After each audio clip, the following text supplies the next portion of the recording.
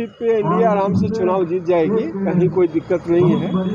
जो विपक्ष भ्रम फैला रहे हैं सब एक दूसरे से मिले हुए हैं और इंडिया में कहीं भी जीत में कोई दिक्कत नहीं। लालू जी भी प्रचार करने आ रहे हैं, आने दीजिए ना, उससे क्या फर्क पड़ता है। लालू जी तो पिछले 20 साल से प्रचार कर रहे हैं, फर्क नहीं पड़ेगा। कोई फर्क नहीं।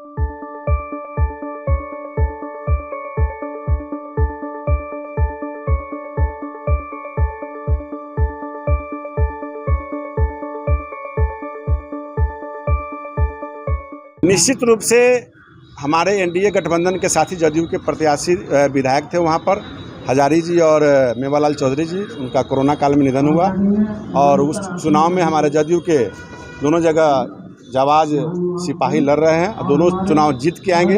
हमारी एनडीए की सरकार है और रहेगी और मजबूत हुई और भी मजबूत होगी। कोई नया प्रचार करने आ रहे हैं कि जिंदगी भर तो प्रचार करिए रहे हैं। दोनों भाई में भी बगावत है, अलग अलग। क्या दोनों भाई में भी बगावत है। अच्छा, आप लोग आश्चर्य क्यों हो रहा है? ये तो तय है कि अलग होना है। अलग होंगे दोनों भाई, अलग है ये है कि अलग होंगे। साथ कौन है?